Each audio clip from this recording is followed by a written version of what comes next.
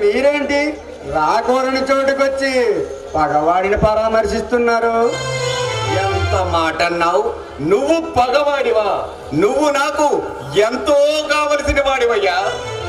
మీ మేనకోడలు రోజా నా మీద పగబట్టి నన్ను సాధించాలని చూస్తుంది. అలాంటిది నీకు నేను కావలసిన వాడిని ఎలా అవుతాను? అదేనయ్యా ఈ భుజంగం రాజకీయం. మా రోజా అయిన వాళ్ళందరినీ అడ్డమైన వాళ్ళ కింద జమ కొడుతుంది. నీ రోజాకు అహంకారంతో పాటు అవివేకం కూడా చాలా ఉంది. అందుకే నాతో విరోధం పెట్టుకుంది. అవును, అది ఆ శివనే రౌడీ విధవతో రాసుకు పూసుకు తిరుగుతుంది. దాన్ని కోడలిగా చేసుకోవాలని నేను ఆశపడుతుంటే ససేమిరా వీల్లేదంటుంది. ఆమెకు మీరే కదా పెద్ద దిక్కు.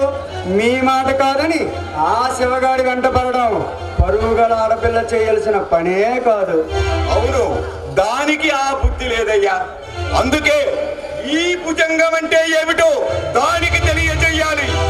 ఈ విషయంలో నేను చేయదగిన సాయం ఏదైనా ఉంటే చెప్పండి. అందుకోసమే వచ్చానయ్యా. నువ్వు మా రోజా చేసే ప్రతి పనికి అడ్డు తగలాలి. ఆ శివగాన్ని దూరం చెయ్యాలి. మరో మార్గం లేక అది నా కాళ్ళ మీద పడాలి. చచ్చినట్లు మా అబ్బాయిని వివాహం చేసుకోవాలి. దీనికి నీకు ఎంత డబ్బు కావాలో అడుగు. డబ్బా? అది నాకెందుకు? నేను కోట్ల మీద వ్యాపారం చేస్తున్నాను. చూడు జగన్, మా రోజా డబ్బుకు నీ వ్యాపారం పూర్తిగా దివాలా తీసిందని నాకు బాగా తెలుసు. మొహమాటం లేకుండా అడుగు. ఆల్రైట్, మీ రోజా శివగారిని చీకొట్టి నీ సుధాకర్ని పెళ్లి చేసుకునేలా నేను చేస్తాను. నాకు 5 కోట్లు ఇవ్వండి, సరిపోతుంది. మునిగిపోతున్న నా వ్యాపారాన్ని నిలబెట్టుకుంటాను. ఓకే, రోజా నా కోడలైన మరుక్షణం నువ్వు కోరిన డబ్బు మొత్తం ఇచ్చేస్తాను. సరేనా? సరే, మన ఒప్పందానికి గుర్తుగా ఈ మందు తీసుకోండి.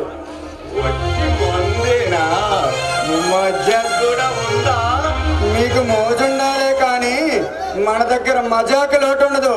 Rita, Rita